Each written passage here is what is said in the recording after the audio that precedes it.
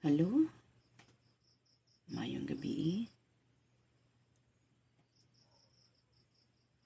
Ang atong tema karon mga higala,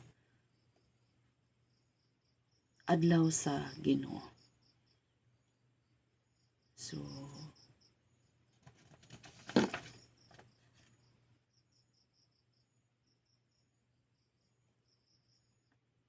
adunay tulo ka butang nga atong pagahisgutan, no?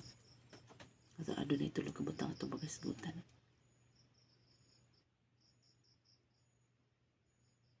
Niingon diri, no? Adlaw kini sa pagkabanhaw ni Ginoong Hesus. Number 2, una kining adlaw sa semana. O number 3, usa kini sa mga adlaw diin ang unang iglesia nagakatapok. So, ato ni siyang tukion, no? Adlaw sa Ginoo. Kinahanglan ba kita mohatag og adlaw para sa Ginoo? Pangutanan, no? May naghuna-una nga adunay adlaw nga mas balaan kaysa ubang adlaw. Samtang ang uban naghuna-una nga parehas kabalaan ang tanang adlaw. Libre ang matag usa sa pagsunod, hain niini ang hugot niyang gituohan. Ang naghuna-una nga mas balaan ang usa ka adlaw kaysa ubang adlaw, nagpasidungog sa Ginoo, no? Kaya ang Ginoo ba naghatag ng tanan, no? Romans 14 verse 5, 6, 7, 8, 9. So atong makita diha, no? Sa mga pasahi sa itaas, atong makita nga libre ang tao pagpili unsang adlaw ang iyang gituohan nga balaan, basta ang importante nga iya kining gihatag pagpasidungog ngadto sa Ginoo. Amen. Sa tinuod lang ang tanang adlaw espesyal kay gibuhat kini sa Dios. Amen. Psalms 118 verse 24. Pero mas maayo sad nga aduna kitay ilain nga adlaw nga lahi sa ubang mga adlaw.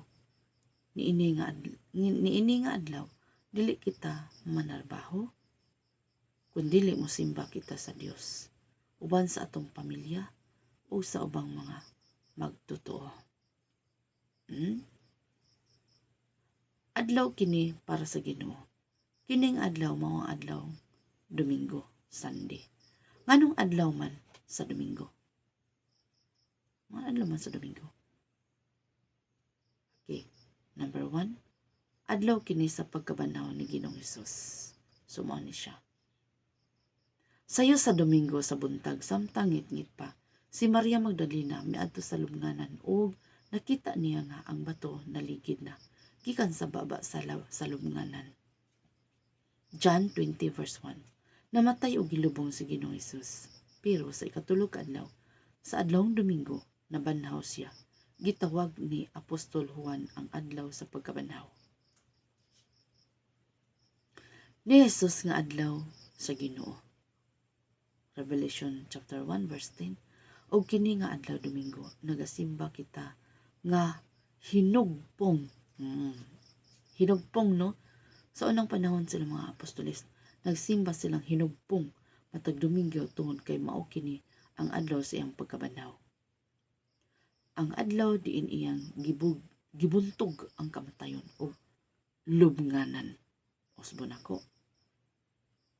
Ang adlawng Domingo, adlaw diin iyang gibuntog ang kamatayon ug ang lubnganan.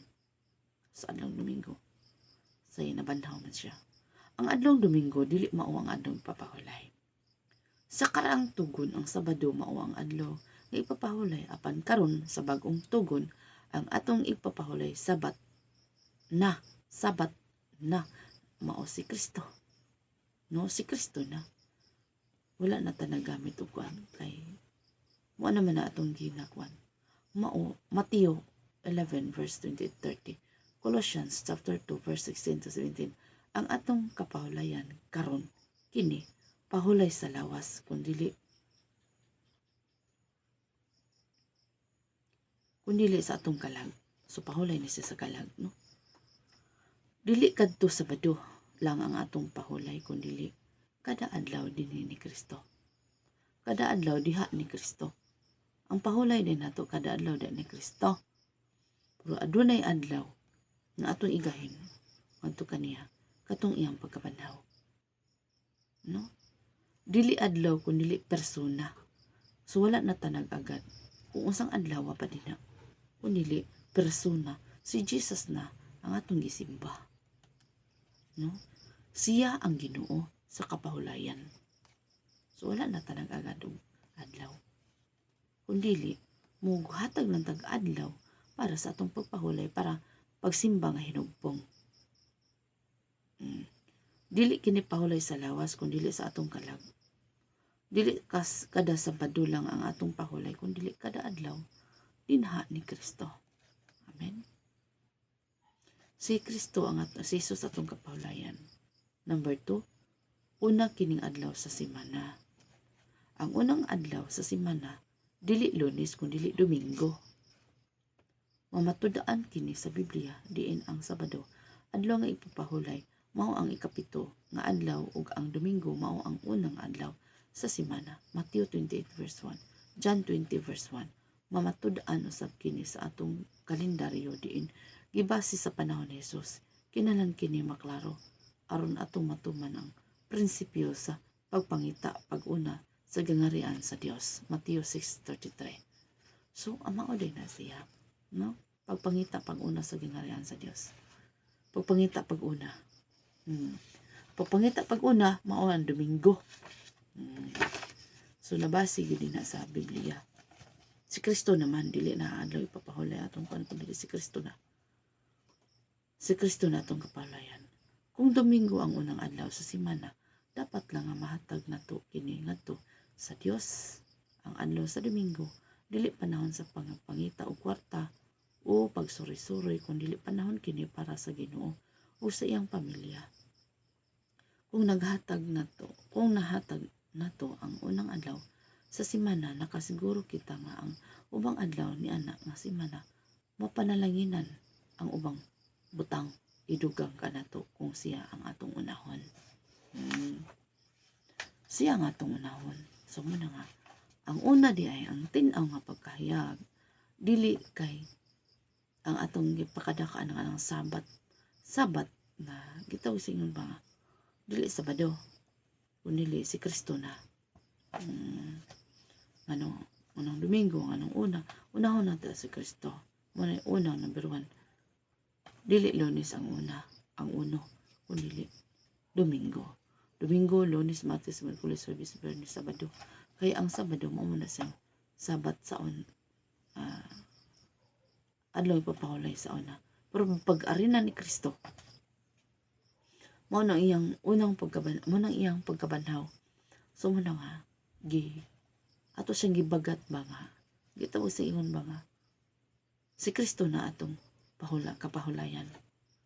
Dili na ang Sabado, no? Dili na ang Sabado. Usa kini sa mga adlaw diin ang unang iglesia nagatapok. Usa kini sa mga adlaw diin ang unang iglesia nagakatapok. Adunay mga bersikulo sa Biblia nga ang unang iglesia nagatigom matag Domingo aron pag-ambit sa panihapon sa Ginoo ug pagpaminaw sa wali. Buhat 20 verse 7. Ang iglesia sa Korinto nagatapok matag Domingo ug usa sa ilang ginabuhat mao ang paghatag og salapi ngadto sa trabaho sa Ginoo. 1 Corinthians chapter 16 verse 2. Wala kini nagpasabot nga sa matag Domingo lang nagakatigom ang unang iglesia.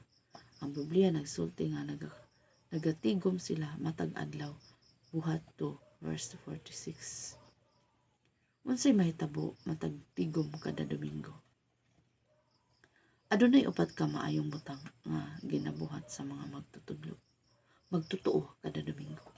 Dili kinahanglan nga magsunod pagkahanay kining upat. Pero importante nga anaa kini sa mga panagtigom nga hinugpong. Kini nga mga espirituhanong gimbuhaton makita sa Biblia. Number 1, no? Hinugpong di sabat sa ato pa naa ka. Wala kaning absent, no? So number 1, hinugpong nga pagsimba pinaagi sa mga awit. Awiti nga malipayon ng Ginoo kamong tanang katawhan sa simbaha nga malipayon ng Ginoo. Ug panuol kamo kaniya uban sa malipayong mga awit. Psalms 100 verse 1 to 2. Number 2, hinugpong nga pagsimba pinaagi sa paghatag sa salapi. Dada ang tibok nga ikapulo ngadto sa templo, Malakay 3:10. Number 3, hinugpong nga pagpaminaw sa mensahe sa Dios. Nagtigom kami og ang mga tawo gi walihan ni Pablo buhat. Act 20 verse 7. Number 4, magministeryo sa mga nagkinahanglan. Sumao din siya, no? Magministeryo ang Ginoo sa nagkinahanglan. Kung adunay nagmasakiton kaninyo, ipatawa ang mga pangulo sa iglesia aron magampo alang kaniya.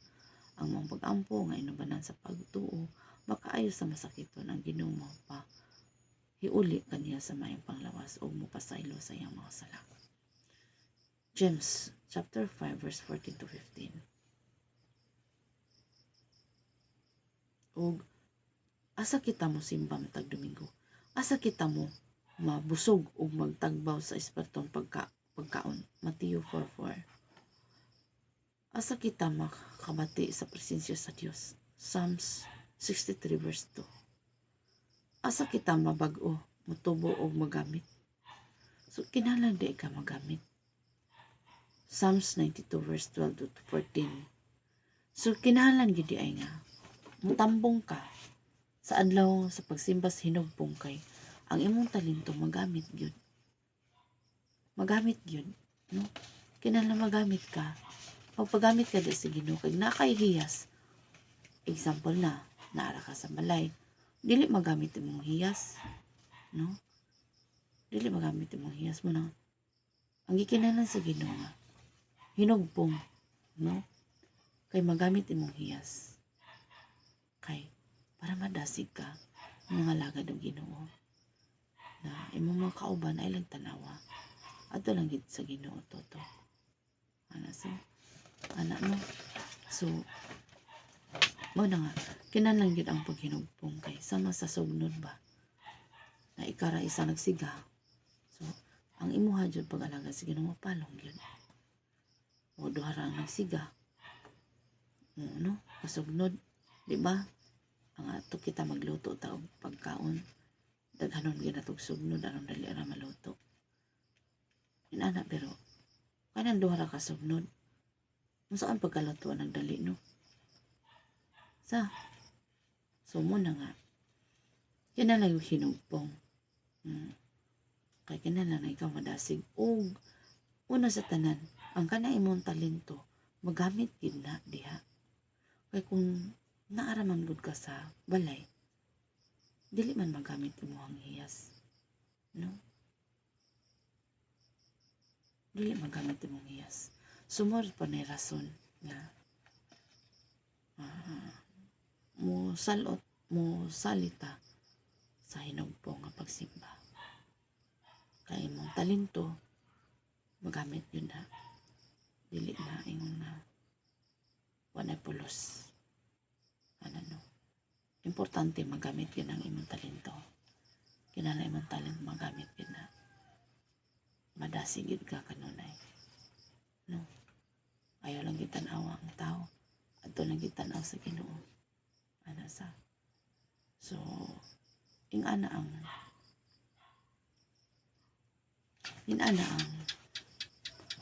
sa atong pag-alaga sa Ginoo.